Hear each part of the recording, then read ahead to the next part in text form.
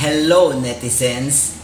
So for the past days, I didn't put up any video, but I will show you what happened the past days. We've been having problems with the common CR. That's the only thing. Not really something to blog about, but I want to document it since this is my video diary. Let me show you what happened.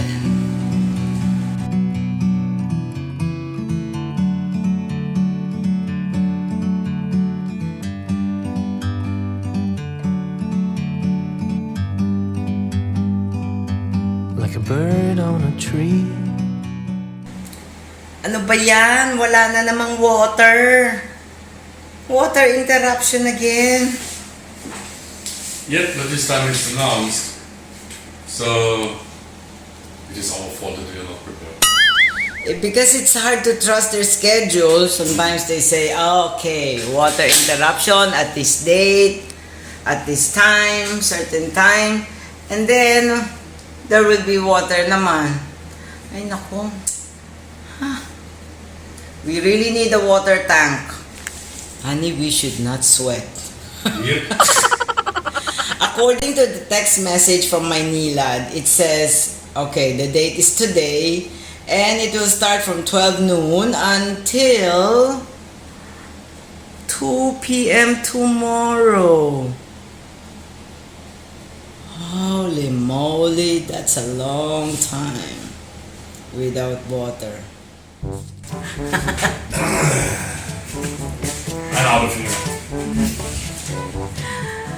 So now we are now feeling the problems of this location, which is water. As far as the water tank is concerned, the company named Best Tank is going to send somebody over to make a ocular inspection of our place. Probably, according to the customer service, probably on the 13th of August. The 13th, that will be Friday, this coming Friday. And we have another problem, the leakage in the common toilet. And Ken cannot come to check because there's no water to test if... Ano ba yan? It's already 5:30 and there's still no water. No water at all. Difficult naman. And because there is no water, maybe it's better if we just order burger or something that doesn't require you to use plate or spoon and fork. So what is your dinner? Burger from Eat Cuts. Not cats, cuts. Cuts. The first time I heard about them. They made, they had an opening in Makati some years ago, and for days you could read in the news and see the pictures, people queuing up, waiting for burgers. So let's see if it's really that good. How's the price? Well, above McDo and Burger King, I would say below Zark's Burger. Or the same. So I am expecting a good quality burger. How much is that? I have no idea. I forgot. And unfortunately, we still don't have water. See? See? Wala. Ayaw. 360 degree of tape. How can I get to my ketchup?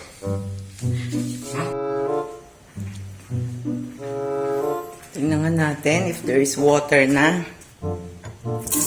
Whee! Let's take note of the time. I think the water came around 2 o'clock or 2:30. 2:30 siguro. Good news! Good news! Hello, good morning and welcome sa inyong lahat dyan. So this morning, we were visited by Architect Robert. I think he's the one responsible for this house to fix the issues that we have later in the afternoon. A plumber will come together with somebody to fix the lights, to fix the leak in the common bathroom. Busy na ang love ko. Just wanted to tell you the good news. At least there is hope.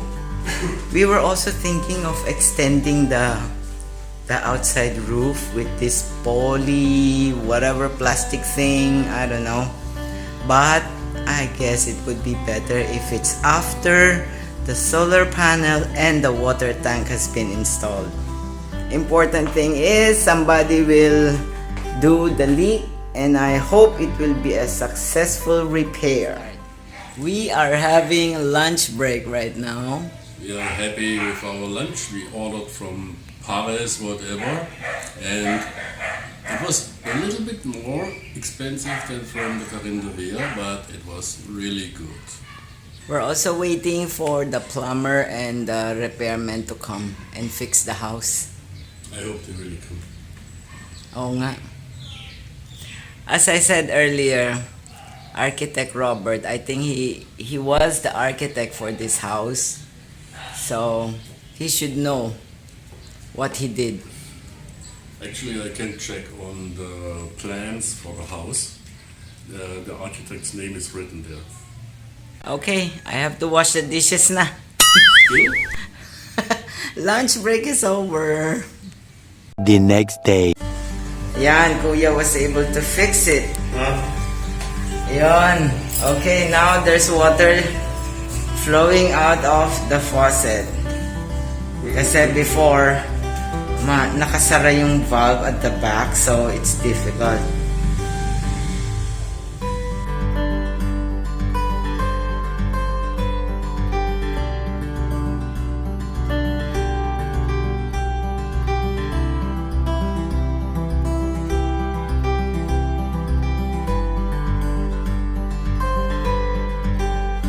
So they are able to remove the toilet bowl, and here's how it looks.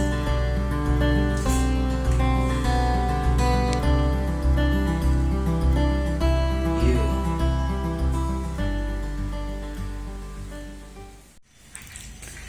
So I bought something from Lazada again, and this time, wait, let me just. Ayan. Ito yung very absorbent na sponges. It'd be useful. Okay. This, from what I know, when you buy it single outside at the supermarket or somewhere else, it costs more than 100 pesos. But for this 4, I got it for 309 pesos, something like that, because there's a special discount from Lazada. Now it's out of the plastic, and there you are. Yan, very yan. Okay, that's it. The day is ending. Finally, the plumber, hopefully, they did the right solution for the leak. They even detached the toilet bowl and then put it back again, and I don't know, they did a lot of complicated things, and I hope that it will stop the leakage. So far, so good.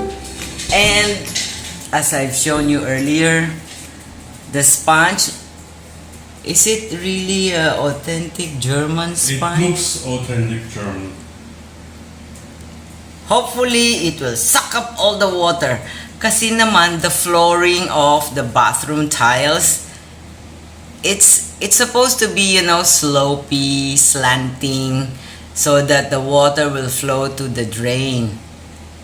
But, that's not the case. Filipino quality. There are portions after you shower, there are portions on the tiles that keeps the water. It's difficult to express in English, but I know somehow you get the idea of what I'm talking about. Not all water flowing to the drain. That's why we need some sponge. Actually, it's the same problem we had with the old house. And that's why when we had it renovated again and again until they got it right.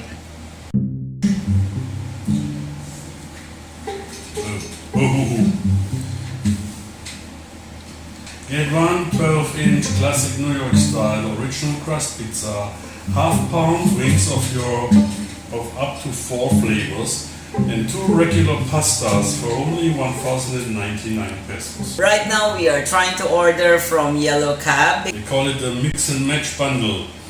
It's a 12-inch classic New York style pizza, half-pound wings of up to 4 flavors, and 2 regular pastas.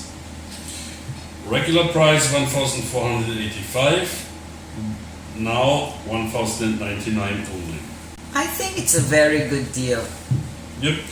Well, we will have heated up food for tomorrow lunch and for tomorrow dinner. But I'm okay with that. Oh, sige. I'll be having a lot of this Parmesan chicken.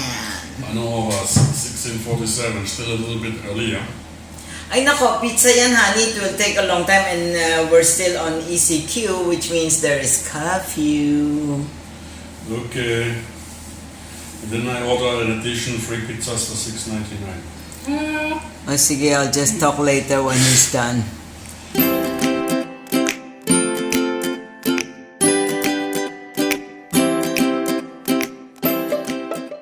Here it is.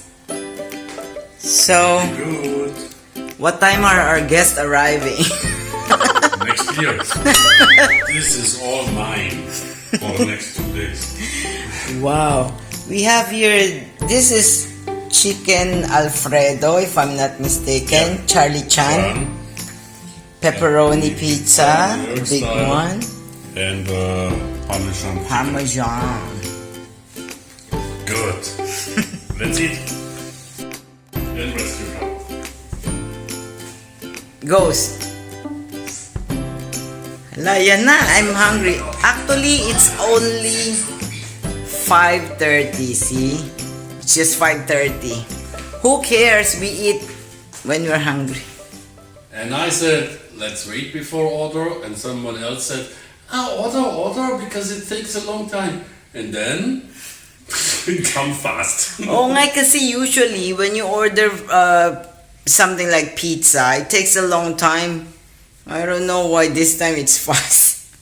It's fast and furious. Fast and furious. Because Las Piñas drift. Las Piñas drift, and in the drift, I mean in the corners, obviously some oil, I guess from the spaghetti, Oo nga. was coming out. Oo, nag-messy, nag-spill. But our food is not as messy as the Grab driver's bag. For sure. Okay. I got nothing more to share so far. This is the time for me to say bye-bye. Bye-bye, love. Bye-bye, happiness. So, okay, seriously, this is going to be the end of the vlog. We'll see you again next time. See you again tomorrow, or the next day, or the day after tomorrow, whenever I'm available. My honey's busy. Bye-bye.